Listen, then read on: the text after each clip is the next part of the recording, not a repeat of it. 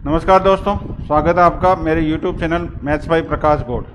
जो पिछले पार्ट में जो क्वेश्चंस रह गए थे उनको आगे कंटिन्यू करते हैं। 12 तक मैंने करवा दिए थे, 13 से 25 तक के क्वेश्चन आज अपन सॉल्व करेंगे। तो देखिए 13वां क्वेश्चन है एक सारणी का, इसको अपने को सॉल्व करना है। इसमें जब आप 12th में पढ़ते थे तो यही क्वेश्चन आया करता था और वहाँ पर क्या होता था, ये आपको प्रूव करना होता था। तो विभिन्न संक्रियाएं लगाकर, ऑपरेशंस लगाकर आप इसको सॉल्व करते थे।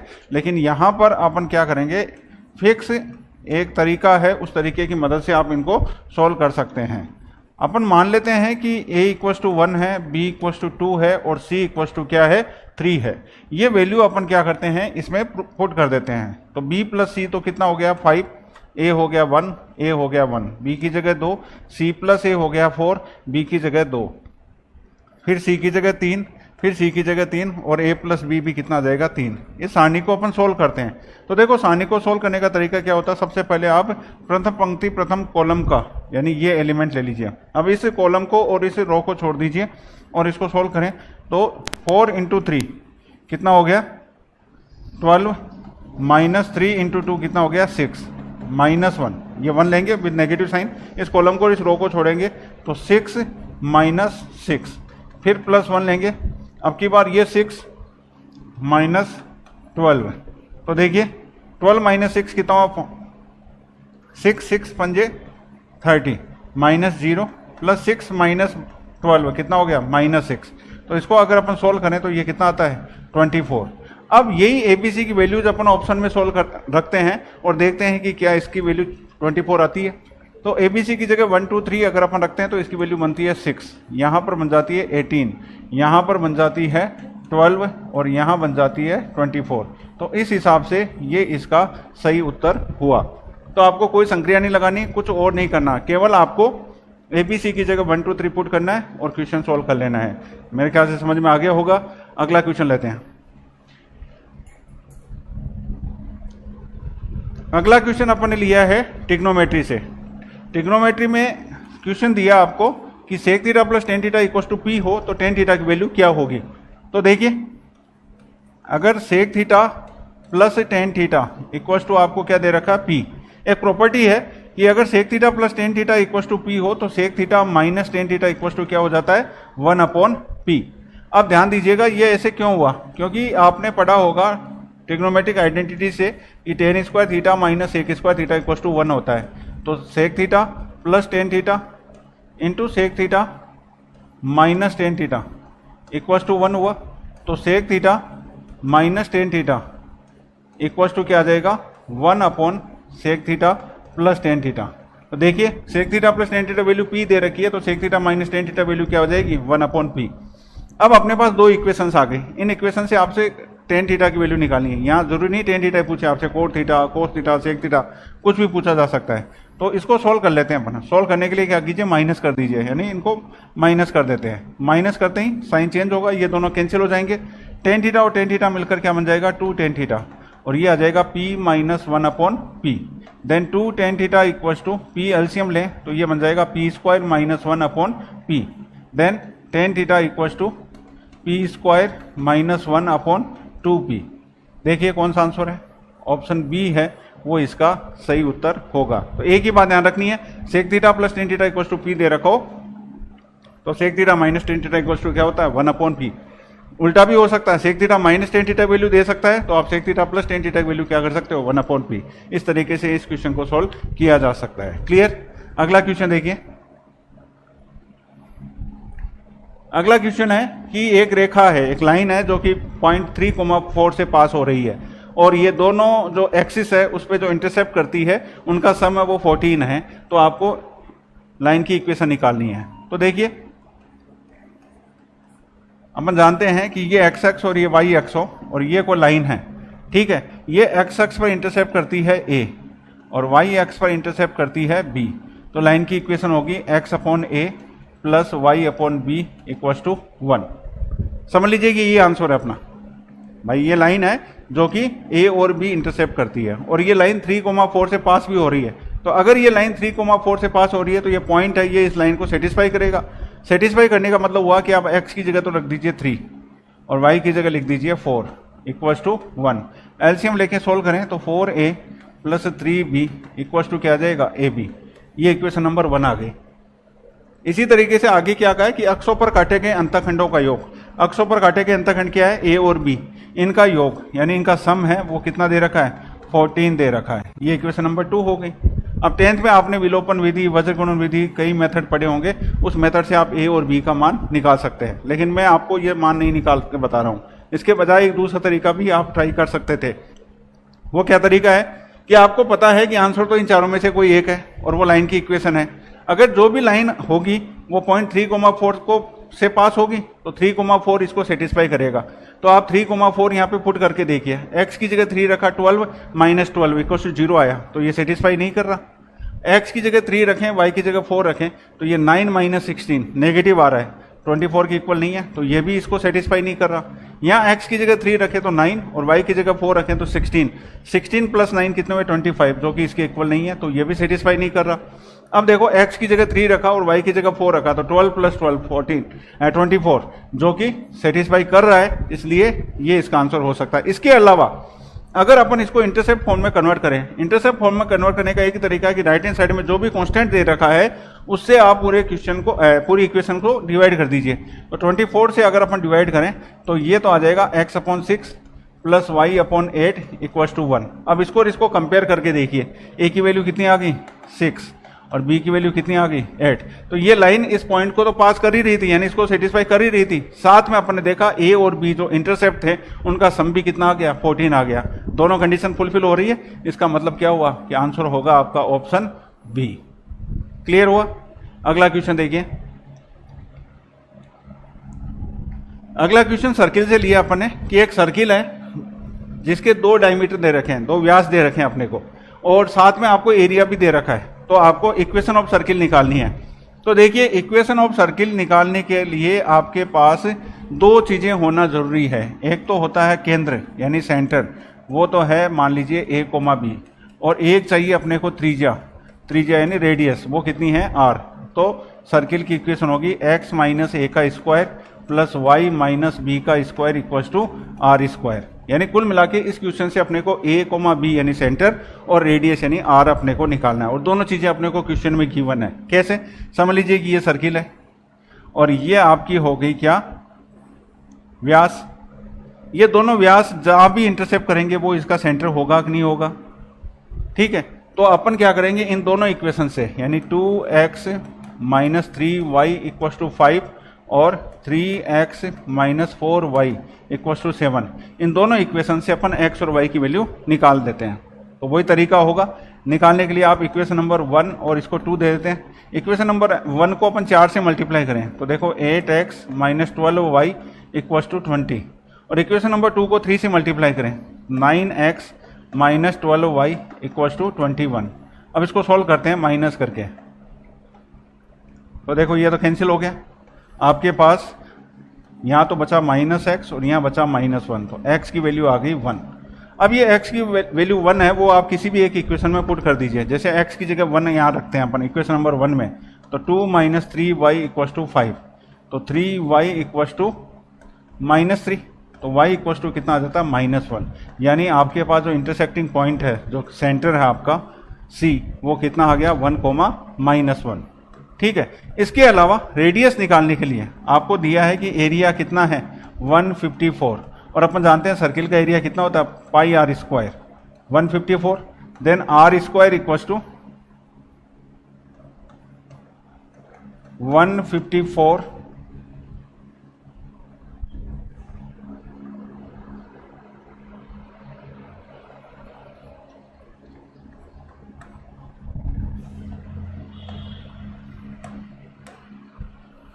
154 अपॉन पाई, पाई की वैल्यू रख देते हैं 22/7। इसको सॉल्व करते हैं तो ये कैंसिल हुआ 7 टाइम्स, तो R square equal to 49, then R equal to क्या आ जाएगा 9। तो आपको सेंटर 7, तो आपको सेंटर भी मिल गया और साथ साथ में क्या मिल गया, रेडियस भी मिल गया। तो अब आप क्या कर सकते हैं, इक्वेशन निकाल सकते हैं। इक्वेशन क्या होगी, equation of circle x minus a 1 था, प्लस y माइनस b -1 था, तो +1 का square equal to R square यानी 7 का स्क्वायर। अब सॉल्व करें, x square minus 2x plus 1 plus Y square plus 2y plus 1 equals to 49। तो ये बन जाता है X square plus Y square minus 2x plus 2y equals to 47। अब देख लीजिए ऑप्शन में कौन सा ऑप्शन है जो कि इसको मैच कर रहा है। Option B, X square plus Y square minus 2x plus 2y equals to 47। एक ही बात ध्यान रखिए, सर्किल की जब भी इक्वेशन पूछ ले, क्वेश्चन से ये चीज निकालने की कोशिश करो कि कहीं से अपने को सेंटर मिल जाए और कहीं से अपने को रेडियस मिल जाए, तो आपका काम आसानी से हो जाएगा। अगला क्वेश्चन लेते हैं। अगला क्वेश्चन है कि यदि एक रेखा निर्देशांक अक्षों की धनात्मक दिशा के साथ अल्फा बीटा तथा गामा कोण बनाती हो तो sine square alpha sign square alpha plus sine square beta plus sine square gamma की वैल्यू क्या होगी। तो देखिए अपन जानते हैं कि अगर कोई रेखा निर्देशांक अक्षों की धनात्मक दिशा के साथ अल्फा बीटा तथा गामा कोण बनाती है तो उनकी कोजाएं यानी उनके cosines cos alpha cos beta cos gamma क्या कहलाती है, डायरेक्शन कोसाइन यानी दिक् कोजाएं, और उनका वर्गों का योगफल यानी cos square alpha plus cos square beta plus cos square gamma equals to क्या होता है 1। अब आप इसको 1 minus sine square alpha plus 1 minus sine square beta plus 1 minus sine square gamma equals to 1 लिख सकते हो। माइनस वाली वैल्यूज को सबको उधर ले जाएं तो sine square alpha plus sine square beta plus sine square gamma equals to क्या आ जाएगा, ये तो सब उधर चले गए 1 1 1, ये 3 और ये 1 इधर आ जाएगा तो -1, तो अपने पास क्या बचेगा 2। तो sine square alpha plus sine square beta plus sine square gamma की वैल्यू अपने पास कितनी आ गई, 2 आ गई, यानी आपका आंसर होगा ऑप्शन ए। बहुत साधारण सवाल है लेकिन एग्जाम में काफी बार पूछा जा चुका है। अगला क्वेश्चन देखिए, सेम वो का वही क्वेश्चन है, चेंज कर दिया कुछ वैल्यूज को, क्योंकि अपन जानते हैं कि cos square alpha plus cos square beta plus cos square gamma equals to क्या होता है 1। और आपसे क्या पूछा, cos two alpha plus cos two beta plus cos two gamma sorry की वैल्यू आपसे पूछी है। तो कोस स्क्वायर अल्फा को अपन क्या लिख सकते हैं 1 plus cos two alpha upon 2, cos square beta को अपन लिख सकते हैं 1 plus cos two beta upon 2, और इसको लिख सकते हैं 1 plus cos two gamma upon 2 equals to 1।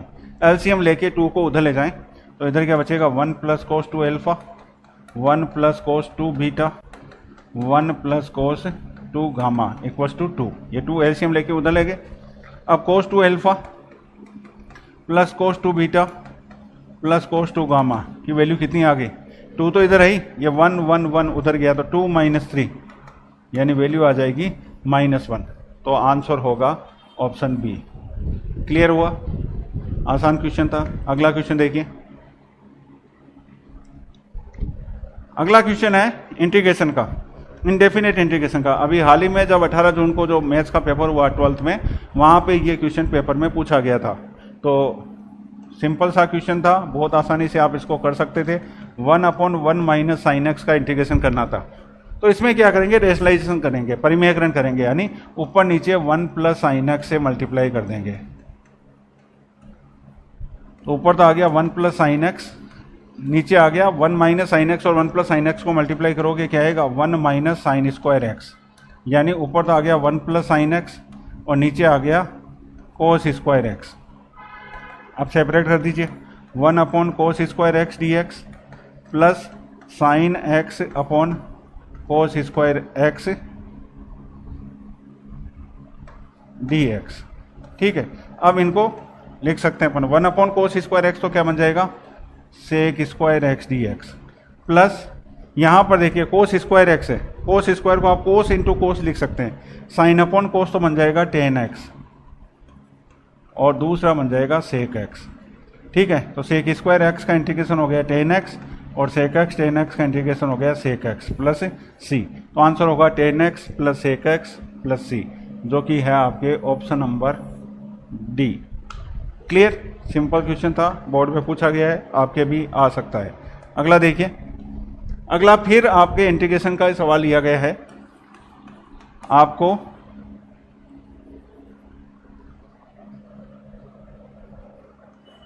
आपको दिया गया है ये क्वेश्चन 1 प्लस 2 10 एक्स प्लस एक एक्स का स्क्वायर रूट।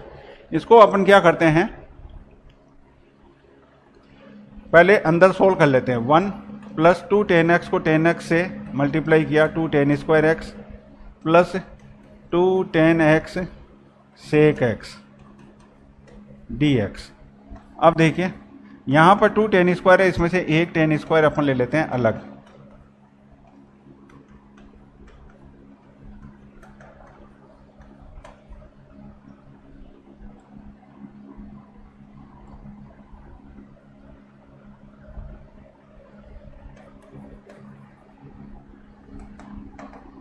अब देखिए ये जो 1 प्लस tan स्क्वायर एक्स है, ये तो क्या बन जाएगा sec square X plus tan square X plus 2 tan X sec X की पावर 1/2 dx।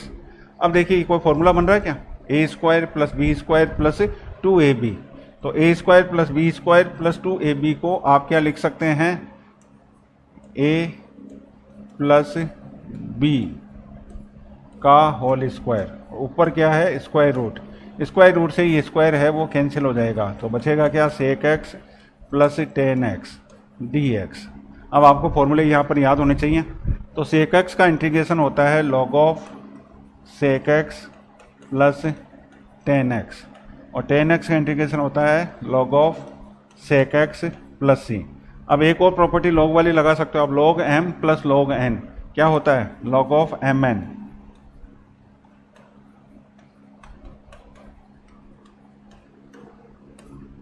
Plus c। ये इसका फाइनल आंसर होगा। तो देखिए कौन सा ऑप्शन मैच कर रहा है, log of sec x plus tan X, जो ऑप्शन सी है वो इसका सही उत्तर होगा। तो एक ही बात ध्यान रखनी थी, आपको ब्रैकेट को सॉल्व करना था। tan स्क्वायर जो 2 में थे उनमें से एक tan स्क्वायर को अलग कर लेना था, 1 प्लस tan स्क्वायर को सेक स्क्वायर लिखना था, फिर a square plus B square plus 2ab को a प्लस बी का होल स्क्वायर लिखना था। होल स्क्वायर से स्क्वायर रूट है वो कैंसिल हो जाएगा, बाकी जो बचेगा उसका इंटीग्रेशन आपको कर देना था। अगला क्वेश्चन लेते हैं, यह भी इंडेफिनेट इंटीग्रेशन का है और बढ़िया क्वेश्चन है, पूछा जा चुका है आपके एयरफोर्स में। क्वेश्चन है सेक की power P X tan X. तो सेक की power P X tan X है, इसमें आप क्या कीजिए सेक की power p minus 1 into sec X tan X dx ऐसे लिख सकते। सेक की पावर p में से एक सेक अपन ने अलग कर लिया, तो अपने पास क्या बचा सेक की पावर p माइनस 1 और साथ में सेक एक्स tan एक्स। अब आप यहाँ पे बाई सब्सटीट्यूशन सेक एक्स को क्या ले लीजिए t, डिफ्रेंशिएशन करें तो sec X tan X dx equals to क्या आ जाएगा dt। ठीक है, तो ये sec X tan X dx ये तो बन जाएगा dt। अब आपने चूंकि सेक एक्स को t माना है तो ये t और पावर में क्या आ जाएगा p माइनस 1।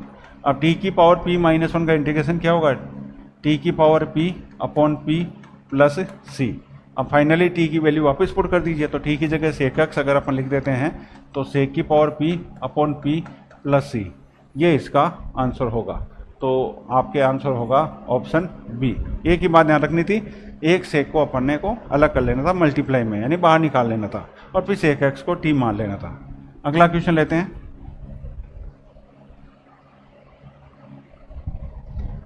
अगला क्वेश्चन भाई लोगों बाई पार्ट से लिया गया है, और इसमें थोड़ा सा ध्यान रखना आपको कि एक फॉर्मूला मैं यूज में ले रहा हूँ, e की power x F X plus F dash X D X equals to क्या होता है e की power x F X plus c। ये क्यों काम में लिया गया है, क्योंकि e की पावर x दिख रहा है अपने को, अंदर वाले जो टर्म है उसको अपन एफ एक्स और एफ डेस एक्स के रूप में कन्वर्ट कर लें तो अपने को आंसर मिल सकता है। तो देखिए कैसे, सबसे पहले e की पावर x को लिख दिया, अपॉन में 1 प्लस कोस 2x को अपन ने लिख दिया 2 कोस स्क्वायर x। 1 प्लस कोस 2x है वो 2 कोस स्क्वायर x होता ही है, ऊपर जो 2 है और ये जो साइन 2x है इसका फॉर्मूला होता है 2 sine x cos x dx। अब देखिए अपन सेपरेट कर लें, अलग अलग करें, तो 2 upon 2 cos square x plus 2 sine x cos x upon 2 cos square x dx। अब देखिए e की पावर x सेपरेट करते हैं, ये 2 से 2 कैंसिल हो गया, 1 अपॉन कोस स्क्वायर क्या बन जाएगा सेक स्क्वायर x, प्लस ये 2 से 2 कैंसिल, कोस से एक स्क्वायर कैंसिल हो जाएगा तो नीचे केवल कोस बचेगा, और साइन अपॉन कोस क्या होता है tan x dx। अब देखिए फॉर्मूले को कंपेयर कीजिए, e की पावर x आपके पास है, अब इन दोनों में से एक एफ एक्स है और एक एफ डेस एक्स है, तो ये तो आपको पता होना चाहिए कि कौन किसका डिफरेंशिएशन है। सेक स्क्वायर एक्स का डिफरेंशिएशन तो tan x नहीं होता, लेकिन tan x का डिफरेंशिएशन क्या होता है सेक स्क्वायर एक्स।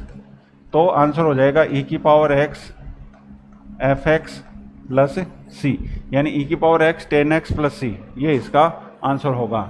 यानी ऑप्शन डी है वो इसका सही उत्तर है। अगला क्वेश्चन लेते हैं। इसी टाइप का एक क्वेश्चन और लिया है जिससे आपके आसानी से यह समझ में आ सके, इसलिए देखो e की पावर x अपने पास है, x अपॉन 1 प्लस एक्स का होल स्क्वायर आपको दे रखा है। यहाँ पे एक छोटा सा लॉजिक लगेगा और आपका आंसर अपने आप निकल के आ जाएगा। जो ऊपर x है उसमें आपको क्या करना है, एक जोड़ना है और एक घटाना है। अब आप इनको सेपरेट कर दीजिए। e की पावर x प्लस 1 के नीचे 1 प्लस एक्स का होल स्क्वायर लिखेंगे तो क्या आएगा, 1 upon 1 plus x plus, sorry यहाँ एक जोड़ा और एक घटाया अपन ने तो यहाँ माइनस लिखेंगे।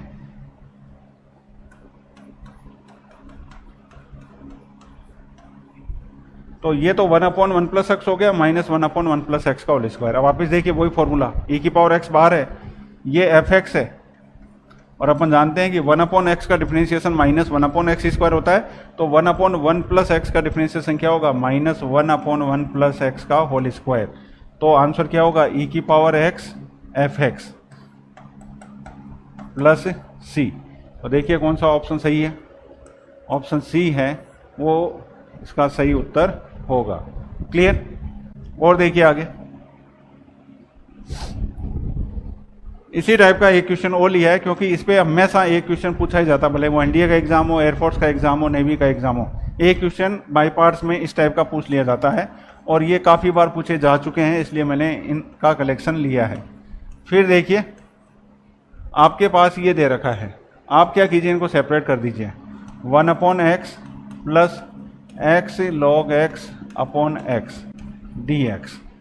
तो ई की पावर एक्स 1 अपॉन एक्स, ये x से x कैंसिल हो गया तो क्या बचा, log x डी एक्स। अब देखिए फिर वही फॉर्मूला, e की पावर x, ये तो क्या हुआ fx और ये क्या हुआ f डैश x।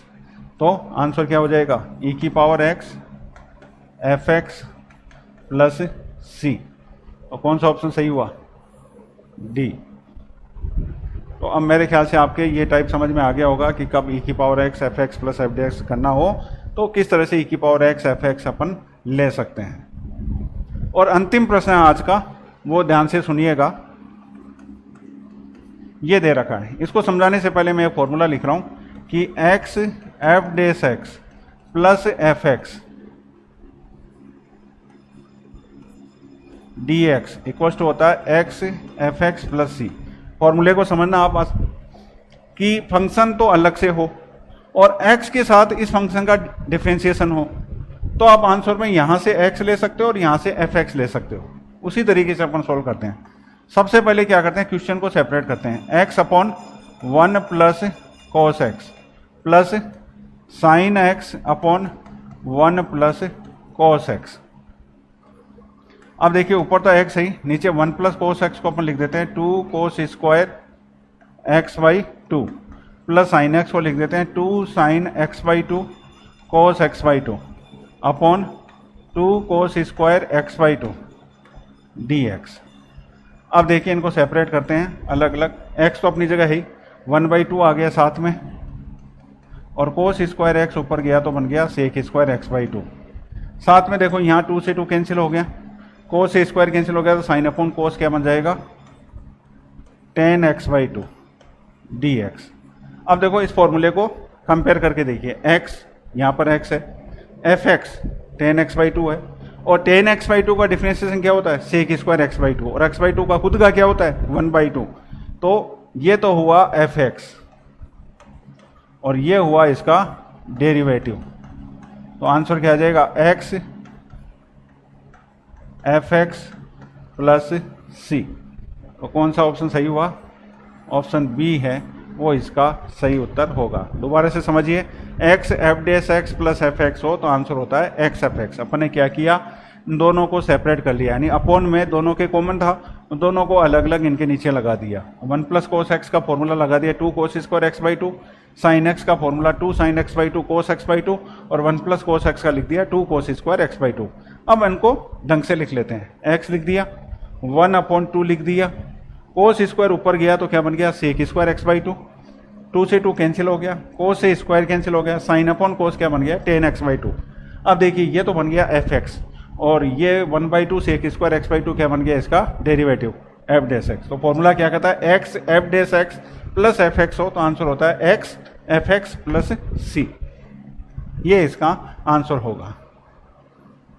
तो देखिए भाई लोगों, आज बाकी के जो कुछ क्वेश्चन बच गए थे वो अपन ने सोल्व किए। मैंने पिछले पार्ट में भी आपको बताया था, और फिर दोबारा से जो पिछले पार्ट में नहीं जुड़ पाए हैं उन लोगों के लिए बता रहा हूँ कि एक हमारे दोस्तों ने एक प्लेटफॉर्म तैयार किया, लर्निंग ऐप तैयार किया है जिसका नाम है ई प्रयास के नाम से, जो कुछ ही दिनों में आपके गूगल प्ले स्टोर पे मिल जाएगा। एक नॉमिनल फीस में आप क्रैश कोर्स तैयार कर सकते हैं। ये क्रैश कोर्स लेके आ रहे हैं जिसमें आपको फिजिक्स है, मैथ्स है और इंग्लिश है, इन तीनों का मात्र 1.5 महीने में आपको पूरा सिलेबस एक बार का दोबारा रिवाइज कराया जाएगा। कोरोना के कारण आप लोग तैयारी नहीं कर पाए और न आपको प्रॉपर कोचिंग नहीं मिल पाई होगी, घर पर ही रहे आप लोग, तो आपको उसका फ़ायदा मिल सके एकदम कम रेट में, जो जितनी आपने सोची नहीं होगी उस रेट में आपको क्रैश कोर्स करने को मिलेगा। और जितने भी इंपॉर्टेंट क्वेश्चन हैं जो पहले आ चुके हैं, अब आने वाले हैं, वो सब क्वेश्चंस का एक कलेक्शन आपको दिया जाएगा, साथ में एक टेस्ट सीरीज भी रखेंगे। इसमें क्या क्या होने वाला है वो मैं आपको बता दूं। ये जो ऐप है वो डेवलप किया गया है, जो मेरे दोस्तों ने मुझे जैसा बताया है कि इसमें air force, navy, NDA, 11th 12th science, RBSE, CBSE, इससे रिलेटेड कोर्सेज आपको अवेलेबल होंगे एकदम नॉमिनल प्राइस में, जो आप आसानी से वहन कर सकते हैं।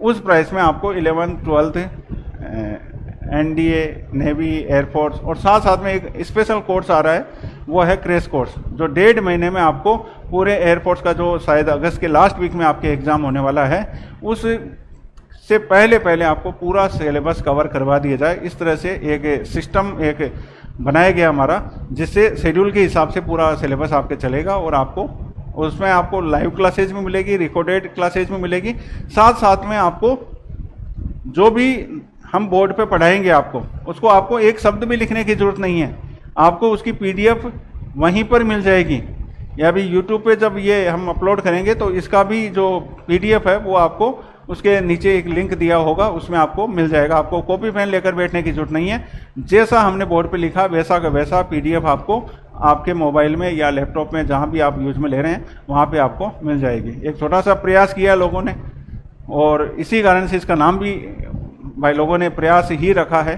तो ई प्रयास के नाम से आपको गूगल प्ले स्टोर पे ये ऐप, आपको लर्निंग ऐप मिलेगा। अपने आप में एक यूनिक ऐप बनाने की कोशिश की है उन लोगों ने। मैं मार्गदर्शक के रूप में निःशुल्क सेवाएं दे रहा हूं इन लोगों के साथ, दोस्ती के हिसाब से समझ लीजिए। कुछ क्या कि अपनी गवर्नमेंट भी डिजिटल लर्निंग को प्रोत्साहित कर रही है, तो वो उस तरीके से समझ लीजिए। हम भी अपना एक छोटा सा योगदान दे रहे हैं कि जिससे ज़्यादा से ज़्यादा बच्चों को इसका फ़ायदा मिल सके, और घर बैठे आपको वो सब सुविधाएं मिल सके जो आपको बाहर आकर नहीं करनी पड़े, क्योंकि कोरोना चल रहा है, काफ़ी सेंसिटिव मामला है, और आप घर से बाहर नहीं निकल सकते। तो घर पर बैठकर ही आप अध्ययन कीजिए, और अच्छे से इसका अवलोकन करना। कुछ कमियां हो तो मुझे ज़रूर आप मैसेज में लिखना, और कुछ सुझाव हो तो वो भी बताना। उम्मीद है कि आपको आज की क्लास पसंद आई होगी। अगर पसंद आई है तो इसको शेयर ज़रूर करें, और जिन्होंने अभी तक सब्सक्राइब नहीं किया वो इसको सब्सक्राइब ज़रूर करें। धन्यवाद।